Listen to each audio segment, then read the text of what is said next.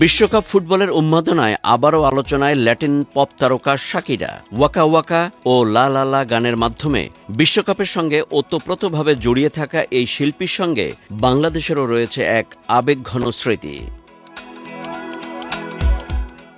২০০৭ সালে ঘূর্ণিঝড় সিডরের ভয়াবহ তাণ্ডবে বিপর্যস্ত হয়েছিল দেশের দক্ষিণাঞ্চল। সে সময় জাতিসংঘের শিশু তহবিল ইউনিসেফের বৈশ্বিক শুভেচ্ছা দূত হিসেবে ৩ দিনের সফরে বাংলাদেশে আসেন শাকিরা। ১৬ ডিসেম্বর রাতে ঢাকায় পৌঁছে তিনি দ্রুত সিডর আক্রান্ত এলাকায় যান এবং ক্ষতিগ্রস্ত মানুষের জীবনযাত্রা কাছ থেকে দেখেন। পটুয়াখালীর দুর্গত এলাকায় গিয়ে শিশু ও পরিবারগুলোর সঙ্গে সময় কাটান তিনি।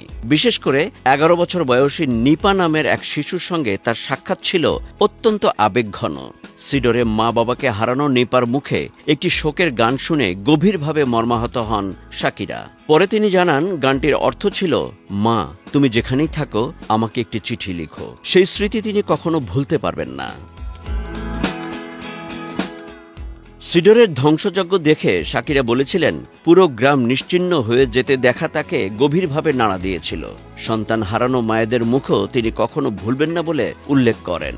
তবে ধ্বংসস্তূপের মাঝেও শিশুদের হাসি, গান আর ভবিষ্যৎ স্বপ্ন তাকে আশাবাদী করেছিল। সফরকালে তিনি রাজশাহীতে ইউনিসেফের একটি প্রকল্প পরিদর্শন করেন। বাংলাদেশ ছাড়ার আগে আন্তর্জাতিক সম্প্রদায়ের প্রতি দেশের শিশুদের পাশে দাঁড়ানোর আহ্বান জানান শাকিরা। বিশ্বকাপের আলোচনার মাঝে তাই আবারও স্মরণ করা হচ্ছে মানবিক এই শাকিরাকে, যিনি একসময় বাংলাদেশের মানুষের দুঃখে কেঁদেছিলেন।